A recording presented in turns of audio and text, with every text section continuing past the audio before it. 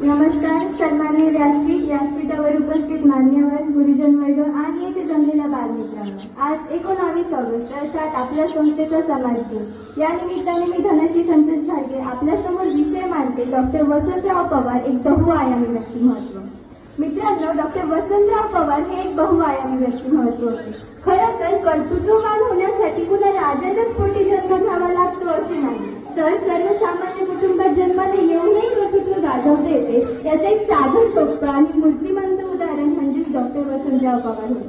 Doctor Vasantrao Pawar यांचा जन्म निफाड तालुक्यातील ओढी या खेडेगावी 1948 साली झाला. डॉक्टर वसंतराव पवार यांनी आपल्या कारकिर्दीची सुरुवात ही नाशिक सिव्हिल हॉस्पिटल पासून सुरू केली. डॉक्टरांनी ओळखले होते की डॉक्टरची हा पेशा एक सेवाव्रत पेशा आहे, धंदा नव्हे, आणि म्हणूनच त्यांनी या पेशामध्ये त्यांना स्वतःला सर्वपणे झोकून घेतले. मित्रांनो, एखादा विशिष्ट ध्येय डोळ्यासमोर ठेवणारा माणूस हा 1000 चुका करेल, असं जर आपण गृहीत धरलं तर ध्येयशून्य माणूस हा 50,000 चुका करेल. त्यामुळे आपल्यासमोर एखादं तरी ध्येय हे असायलाच हवं, आणि असंच ध्येय डोळ्यासमोर ठेवून डॉक्टर वसंतराव पवार या समाजासाठी जगत राहिले. आपण या समाजाला काहीतरी देणं लागतो या ऋणांच्या जाणीवेने त्यांनी साहित्य संमेलनासाठी अनेक आव्हाने आपल्या अंगावर ठेवली, आणि याची ताकद त्यांना त्यांच्या आईकडून मिळत होती. डॉक्टर वसंतराव पवार नेहमी म्हणत की दगडातला देव शोधण्यापेक्षा माणसातला देव शोधा आणि या माणुसकीचा ओलावा जपा.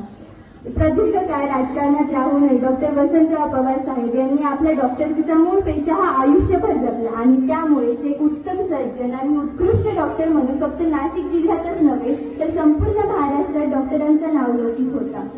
ज्याप्रमाणे राजकारणात आणि वैद्यकीय क्षेत्रात डॉक्टरांनी आपला ठसा उमटवला, त्याचप्रमाणे ते शिक्षण क्षेत्रातही कमी राहिले. त्यांनी मराठा विद्याप्रसारक समाज या महाराष्ट्रातील अग्रगण्य शिक्षण संस्थेत 30 वर्ष काम केले. त्याचप्रमाणे 1984 पासून या संस्थेचे सरचिटणीस या नात्याने त्यांनी संस्थेच्या प्रगतीला हातभार लावला. त्याचप्रमाणे संस्थेची गुणात्मक आणि संख्यात्मक प्रगती केली. ग्रामीण भागातील विद्यार्थी हा स्पर्धा परीक्षांमधून पुढे यायला हवा असा डॉक्टरांचा आग्रह होता. त्यासाठी त्यांनी सर्वतोपरी प्रयत्न केले, कारण ते नेहमी म्हणायचे, असेल मी नसेल मी माझ्या कार्यातून दिसेल मी, असेल मी नसेल मी माझ्या कार्यातून दिसेल मी. अत्यंत उत्कृष्ट असे सर्जन, त्याचप्रमाणे उत्तम असे व्यक्तिमत्व असलेले, त्याचप्रमाणे लोकप्रिय प्रतिनिधी असे डॉक्टर वसंतराव पवार 7 ऑक्टोबर 2010 रोजी आपल्या सर्वांना सोडून अनंतात विलीन झाले. असे बहुआयामी व्यक्तिमत्वाला मी प्रणाम करते आणि माझ्या वक्तव्याला पूर्णविराम देते. धन्यवाद.